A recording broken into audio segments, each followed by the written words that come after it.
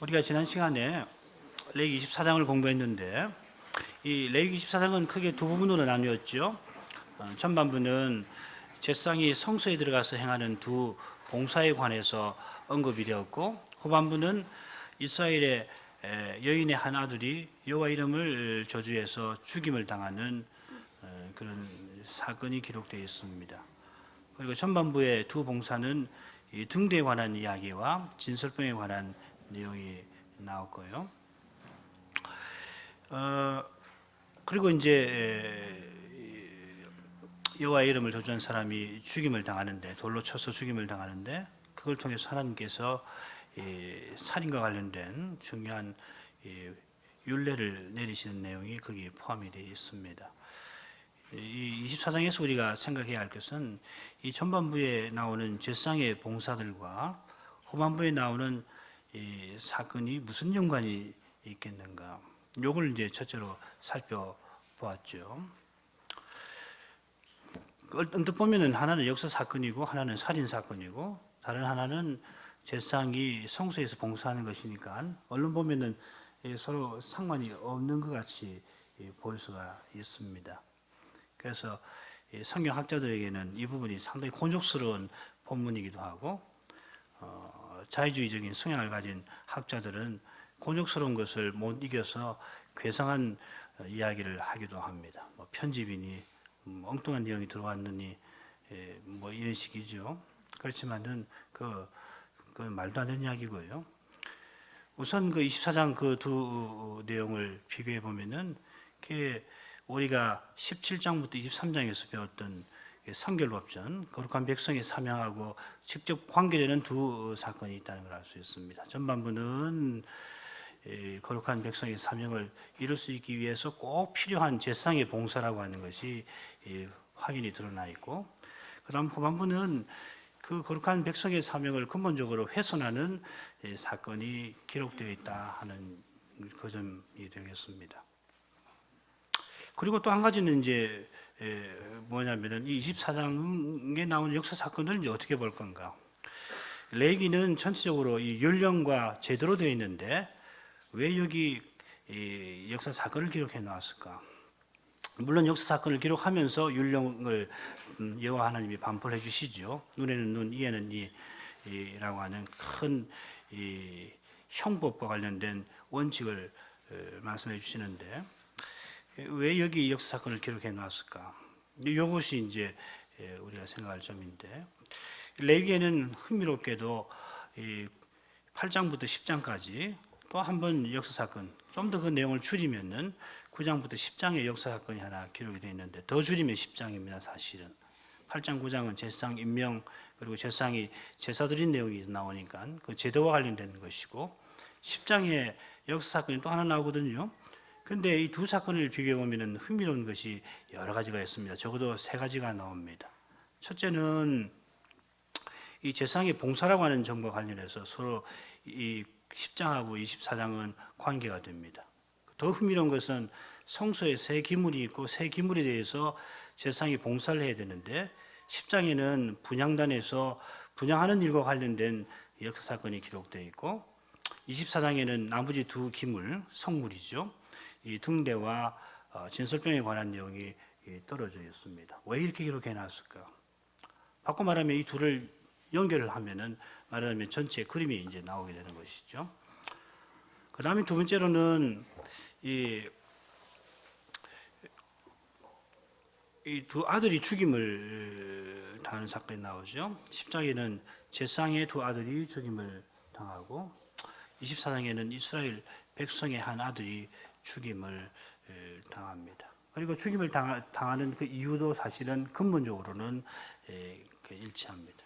하나는 둘 다 여호와 하나님의 거룩하심을 저촉하기 때문에 침해해서 당하는 것인데, 다른 점은 하나는 하나님께 나아가는 일과 관련해서 제사장이 여호와의 거룩하심을 침해해서 죽임을 당한 거고, 여기서는 하나님 앞에 나아가서 거룩한 백성으로 살아야 하는데 여호와 이름을 저주해서 죽임을 당한 것이지만은 근본적으로는 성격이 같습니다. 그렇게 놓고 보면은 이 모세는 매우 정교한 의도를 가지고서 매우 어떤 말하자면은 우리가 레위기 전체를 볼 때 오늘 또 그 내용을 확인하겠습니다만은 레위기 전체가 아주 웅장한 구도로 되어 있는데 우리가 그걸 살펴보려고 뭐 지금까지 노력을 해왔습니다만은 그러면서 이 10장과 24장의 역사 사건을 두 개를 딱 기록을 해놓음으로 해서 이 전체 레위기가 뭘 이야기하는가, 옛 언약이 어떤 성격을 갖고 있는가 하는 것을 이 두 역사 사건으로 보여주려 하는 것 같습니다. 그것은 옛 언약의 연약함이라고 하는 겁니다. 이건 뭐 레위기만 아니고 여러분이 모세오경을 전체를 읽었을 때도 확연하게 나타나는 겁니다. 신명기 같은데, 민수기 같은데 보면은 모세의 실패 사건이 두 번 기록이 되어 있습니다. 그 굉장한 의미죠. 모세가 못 들어가요, 가나안에. 그것도 왜 못 들어갔냐면은 하나님 앞에서 여호와의 거룩한 이름을 손상을 시키는 일을 행해서 모세가 못 들어가거든요. 이건 굉장한 그 의미를 갖는 겁니다. 신약 시대는 좀 다르죠. 레위기도 마찬가지로 옛 언약의 연약함을 이 모세는 이 두 사건을 기록해 놓음으로 해가지고서 옛 언약은 새 언약을 바라보게 되어 있다. 오실 메시아를 바라보는 것이다. 따라서 옛 언약은 그 성격상 연약함을 갖는다. 따라서 이스라엘 안에 일어난 이런 일들이 바로 이 옛 언약의 연약함을 보여주는 것이다. 쉽게 말하면 인생이 죄인이라는 이야기입니다. 인생은 헐수할 수 없는 죄인이고 오실 메시아를 바라봐야 한다. 예수 그리스도 안에서 구원을 얻는 것이다. 이걸 아주 이 책 전체에서 운변하고 있는 거거든요. 이 두 내용을 윤점에서 레위기 1장부터 27장까지 읽으면은 사실은 훨씬 다른 그림이 나와요. 예수 그리스도를 바라봐야 하겠다는 이 믿음의 소망이라고 할까? 믿음과 소망이 아주 전면에 확 드러나는 거거든요. 우리 지난 시간에 공부한 것이 그런 내용이라는 겁니다. 3쪽으로 가보시죠. 3쪽에 성경 처음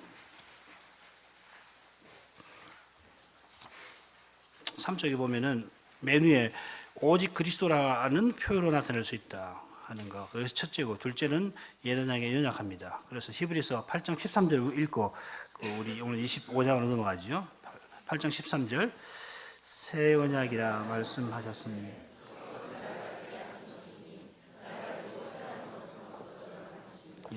첫 것은 낡아지게 하신 것이다. 옛 언약은 그 자체가 영원한 것이 아니고 새 언약을 위해서 낡아져야 하는 것이다. 예비적인 성격을 갖는 것이죠. 그러니까 구약은 철저히 그리스도를 가리키는 겁니다. 구약 백성은 철저히 오실 메시아를 바라보게 되어 있는 것입니다. 자, 그런 정도로 하고요. 사쪽으로 가서 오늘 25장 공부를 해보도록 하겠습니다.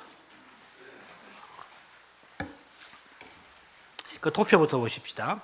도표 보시면은 우리가 25장을 다음과 같이 볼 수 있습니다. 첫째, 이제 머릿말이 나오고, 따라서 맨 끝에 맺은 말이 나옵니다. 둘 다 중요합니다. 그 다음 첫 번째는 안식년의 규례가 2절 하반절부터 7절까지, 그리고 희년 규례가 8절부터 22절까지, 그리고 가난한 동족에 대한 규례가 길게 나오는데, 가난한 동족에 관한 규례는 결국 희년 규례에 포함되는 것입니다. 이렇게 내용을 아시면 되겠습니다. 맨 처음 그 나오는 머릿말 한번 보시죠. 같이 한번 읽어보시면 좋겠습니다. 같이 읽어보죠. 여호와께서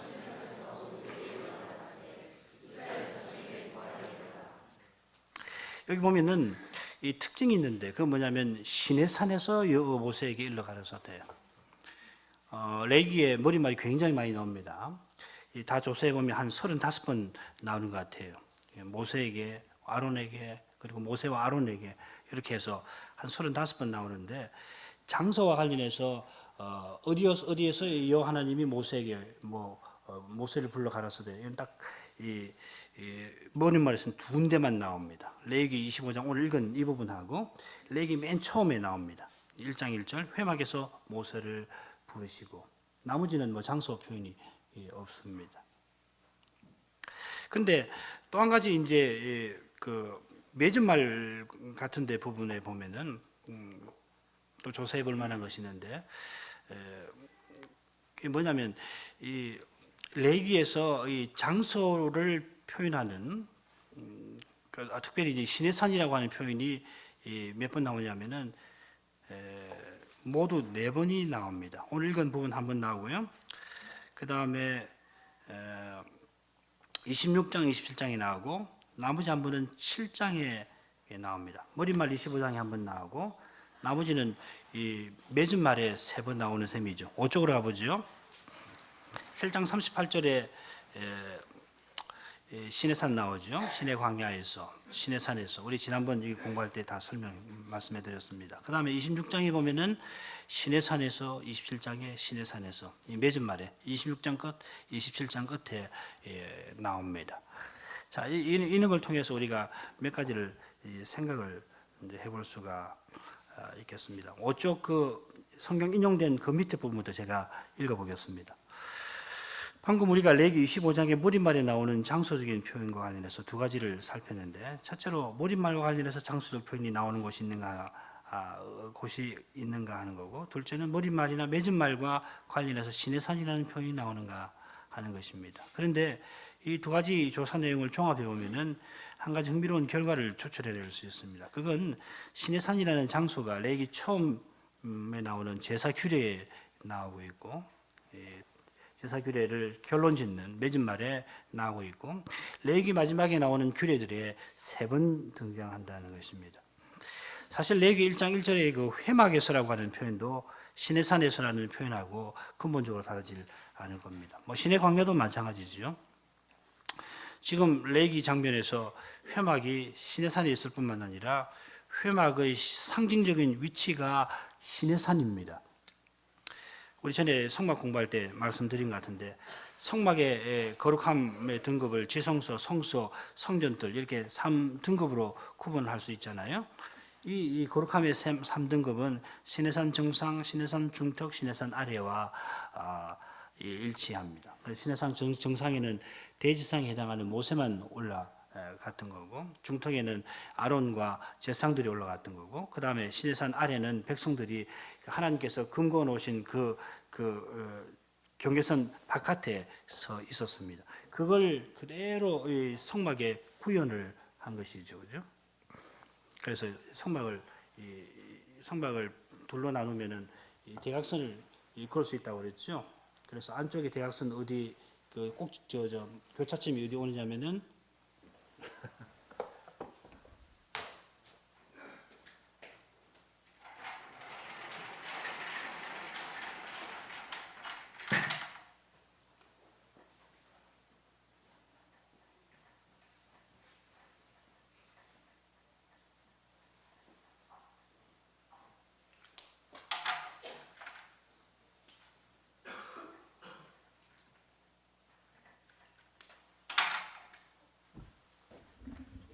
우리 학생들한테 물어봐야 되겠는데, 여기 어디에? 여기는 어디겠어요? 여기 좀 쉽지요? 예? 옳지. 우리 번제단. 그럼 여기는 어디겠어요? 예? 누가 나 뭐라고 그러는데? 지성소? 좀 더 정확하게. 여기 언약궤 위치가 된다고. 우리 번제단. 여기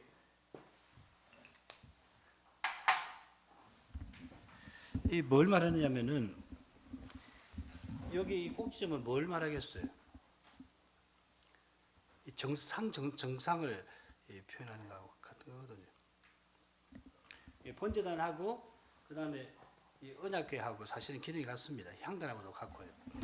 그러니까 많은 학자들은 뭐 그 사실이라고 생각되는데, 이 시내산에서 여호와 하나님이 정상에 임재하시고, 그래서 백성을 만나 주실 때에 시내산 정상, 중턱, 그리고 시내산 자락, 이 3 구분한 것을 이 성막으로 구현했는데 이중으로 구현하셨다는 겁니다. 그래서 성막은 볼 때 옆으로 펼쳤지만은 실은 이렇게 봐야 합니다. 위로 세워야 합니다. 지난번에 성막 공부할 때 다 말씀을 제가 드린 걸로 생각이 듭니다. 그러니까 시내산에서나 이 회막에서나 사실은 이 상징적인 의미에서는 같은 거예요. 아무튼 그렇게 하시고 계속 가보십시다. 자, 이렇게 보면 레기 처음 규례의 머릿말과 맺은 말에 시내산이라는 장소적인 표현이 등장하고, 그리고 거기에 상응하게 레기 마지막 석장에 그 머릿말, 맺은 말에 동일한 장소적인 표현이 등장합니다. 그러니까는 우리가 레기 1장부터 7장까지를 한 덩어리를 보고, 그 다음에 25장부터 마지막까지를 한 덩어리를 봐서 이 둘을 서로 연결 지어서 본 것이 이 문학적인 형식과도 에서도 근거를 찾을 수 있다는 이야기죠. 자, 또한 이것이 우리가 마지막 석장을 해석해 나갈 때 중요하게 참조해야 할 내용이 분명합니다. 마지막 석장이 각각 독특한 주제들을 다루고 있습니다만은 동시에 맺은 말 보면은 비슷한 표현이 되어 있습니다. 이상은 여호와께서 시내산에서 이스라엘 자손 모세 이렇게 되어 있습니다. 그리고 26장, 27장 우리 다 보면 알지만은 희년 규례와 다 연결해서 내용이 전개되고 있습니다. 26장에도 희년에 관한 내용이 중요한 내용이 되고 27장에도 희년에 관한 내용이 아주 중요한 내용으로 등장을 하게 됩니다. 그러니까 뭐 이 모세가 얼마나 정교하게 이 본문을 구성해 내놨는지 사실 우리가 연구해 보면 뭐 훨씬 많을 겁니다. 우리는 지금 수박 겉핥기 정도로 했다고 생각하시면 됩니다. 우리가 이 하나님 은혜로 상당히 레위기를 많이 알 수 있게 되었습니다만은 우리 아는 건 아마 좀 일부일 겁니다. 아마 겉만 조금 우리가 핥은 정도에 불과할 겁니다. 얼마나 내용이 풍부한지 알 수가 없습니다. 계속 연구해야 됩니다. 그러니까 뭐 이런 걸 모르고서 뭐가 좀 맞지 않는다고 해서 현대인의 관점에서 좀 이해가 안 된다고 해서 뭐가 어떻더니 뭐 오류니 뭐가 부족하니 그거 말도 되지 않는 이야기예요. 얼마나 교만하고 무식한 이야기인지 알 수가 없습니다. 자, 아무튼 이 25장 내용은 크게 안식년 규례와 희년 규례라고 하는 것을 알고 계시면 되겠고요. 안식년은 사실은 희년에 포함이 됩니다. 희년의 부분이라고 할 수 있습니다. 안식년이 7번 있고 그 다음 해가 희년이잖아요. 그러니까 안식년의 기본 내용하고 희년의 기본 내용은 같습니다. 아니 희년이 훨씬 더 내용이 포괄적이라고 할 수가 있고 그것을 구현하는 세부 내용이 안식년이다. 이렇게 생각하시면 되겠습니다. 자, 6쪽으로 가지요.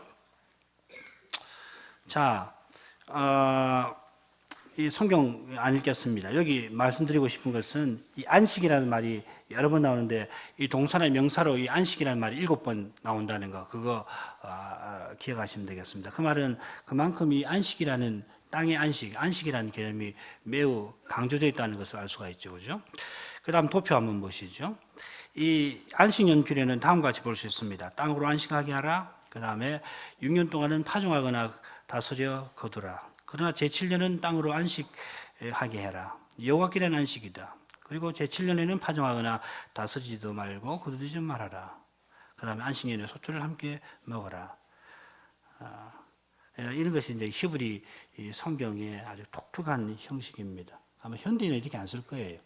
6년 동안 파종하거나 다스리고 거두라. 땅으로 안식하라 했으니까 뭐 7년에는 파종하거나 다스리거나 거두지 말라. 이런 말 쓸 필요가 없다고 생각할지 모릅니다. 현대학자들은.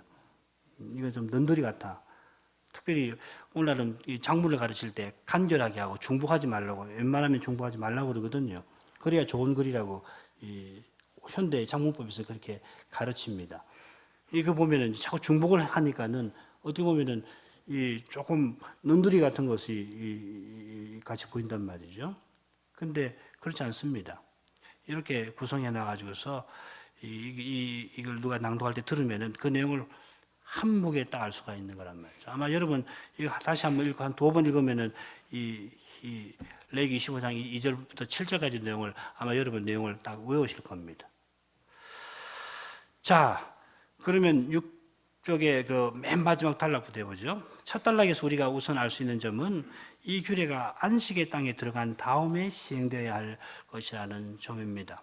내가 너에게 주는 땅에 들어간 후에, 그러니까 이 규례의 내용을 잘 알려면은 이 가나안 땅이 어떤 땅인가 하는가, 이 땅의 성격을 잘 알아야 합니다. 7쪽으로 가보죠.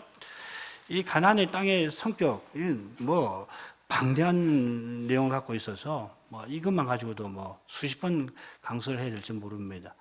우리가 지난번에 간단하게 공부한 것으로 보자면은 이 한마디로 이야기하면은 이 가나안 땅은 여호와 하나님이 함께 하셔서 하나님의 뜻을 이루게 하신, 하나님의 통치가 이루어지게 하신 곳이다. 그래서 언약의 복이 임하는 곳이다 하는 겁니다.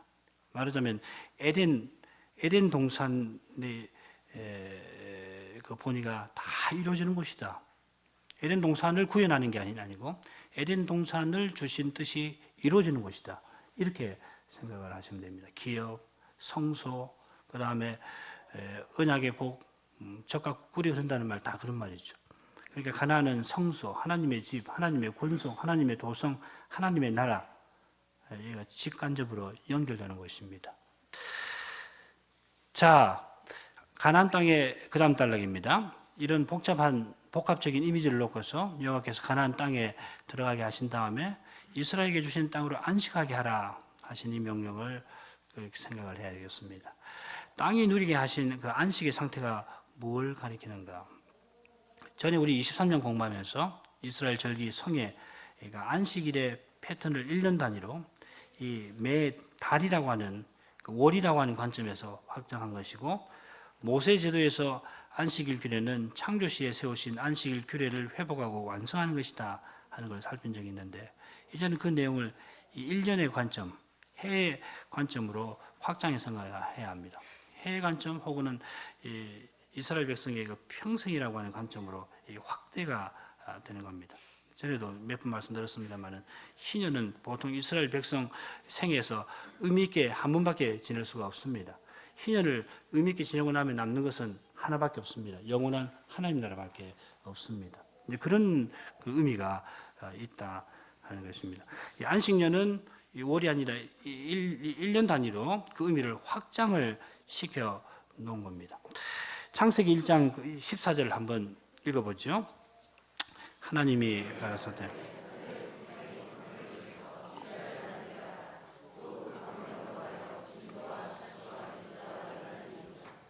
여기 하나님이 넷째 날에 해, 달, 별을 창조하셔서 징조와 그 다음에 사시와 일자와 연한 이루도록 하셨다 했는데, 여기 이 사시라고 하는 말이 성유와 같은 말입니다. 모에드라고 하는 말입니다. 사시 그리고 일자, 연한, 이렇게 이것이 해와 달과 별의 운행에 의해서 형성이 되는 것입니다.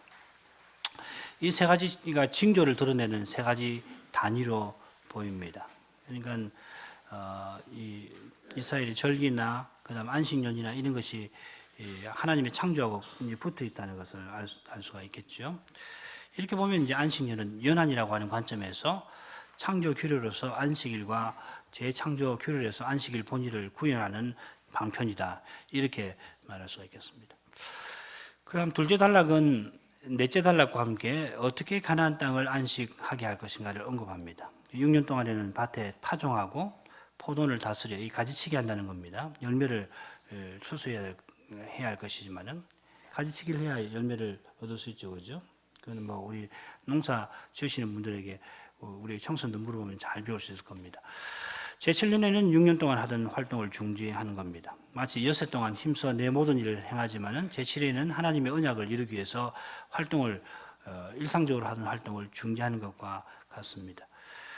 언약 백성이 엿새 동안 기업의 땅에서 땀 흘려 수고하고 그 얻은 열매를 추수하는 일은 언약에 순종하는 일이고, 이 일은 영원한 나라를 표상할 뿐만 아니라 성실히 기업의 땅에 수고한 언약 백성의 마음에는 영원한 나라에 대한 소망이 더 생생하게 될 겁니다. 이스라엘의 시인이 이 사실을 다음과 같이 표현하였습니다. 같이 읽어보죠. 여호와는 나의 산업과 나의 자녀의 소득이시니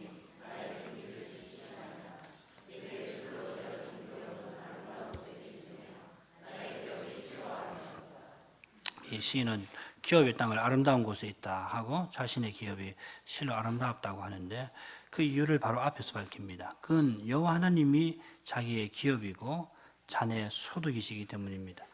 여호와께서 주신 기업이기 때문에 아름다운데, 여호와께서 주신 기업에서 그가 일하면서 추구하는 것이 뭐냐 하면 바로 여호와 자신이기 때문에 그렇습니다. 그가 그의 기업에서 일할 때 바로 그런 심정을 품고서 일했다 하는 것이 2절에서도 잘 나옵니다. 주는 나의 주시니 주밖에 나의 복이 없다 했나이다. 자기 기업이 아름답다고 말하는 이유는 그 기업이 여호와 하나님이 주신 것이고 여호와께서 지켜주시는 것일 뿐만 아니라 그 기업에서 일하면서 이 여호와 하나님과 교제하는 사실 때문입니다. 아무리 다른 좋은 거 주셔도 다른 것을 얻었다 하더라도 그게 여호와 하나님 주신 거 아니면은 그러면 그것을 가지고서 여호와 하나님과 교제할 수 없거든요. 하나님이 주신 거기서 하나님 뜻대로 행하면 결국 하나님과 교제하고 하나님을 누리는 것이거든요. 그게 복이란 말이죠. 근데 그걸 모르고서 하나님 주시지 않는 것을 자꾸 추구해서 나가봐야 거기서는 그 하나님을 즐거워할 수가 없는 겁니다. 허망한 겁니다. 그게 탐욕 아니에요. 그 이야기를 하는 겁니다. 주밖에 나의 복이 없다. 여호와만 나의 복이시다는 표현이 그걸 가리킵니다. 자기 기업에서 소출이 많은 것이나 기업에서 보람되게 일한 것 자체가 그에게 복이 아니라 여호와 하나님이 함께 하셔서 복을 주실 뿐만 아니라 그걸 통해서 여호와의 선하심과 인자하심을 맛보게 하신 것. 조금 더 정확히 말하면 선하시고 인자하신 여호와를 즐거워하게 하신 그것이 신에게 유일한 복이라 하는 것입니다.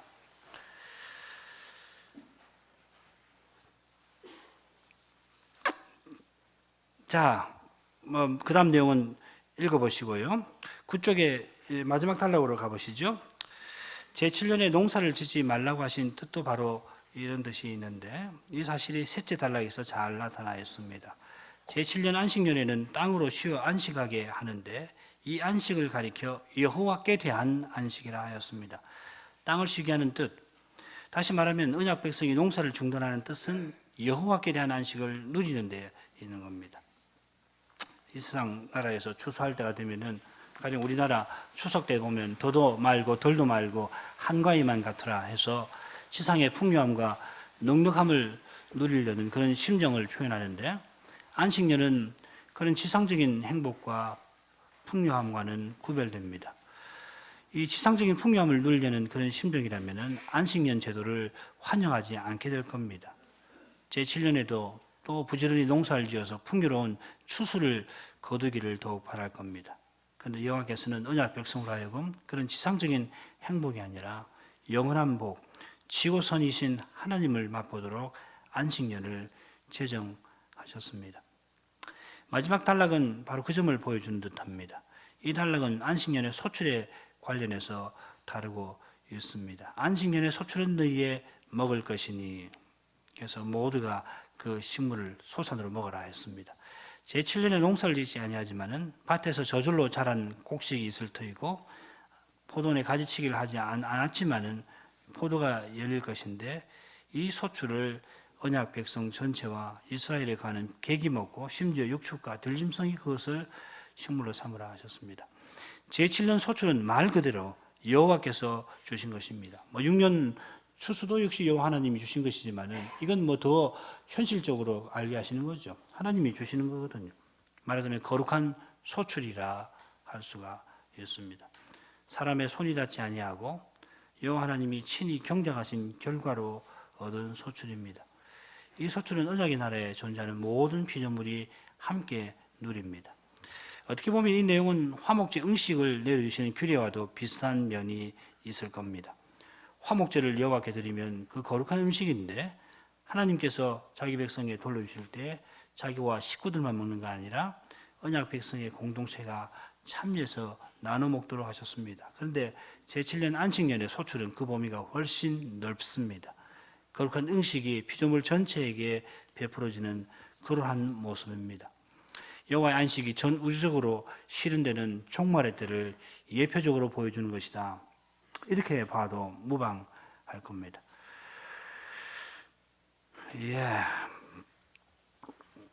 이만큼 하죠. 그 밑에 내용은 모세가 신명기에서 여호와의 안식과 관련해서 한 말씀인데 그 골자는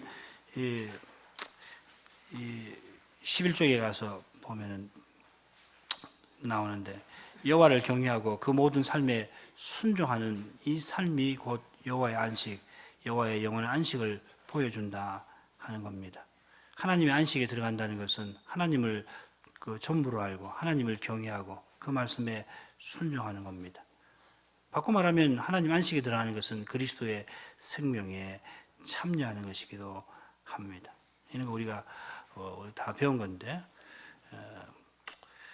그러니까 영원한 안식의 때는 우리가 그리스도와 같아지는 때이기도 하겠죠. 그리스도와 같아진다는 것은 그리스도와 같이 하나님을 경외하고 그분의 모든 말씀에 순종하고 사는 그런 삶이 되겠습니다.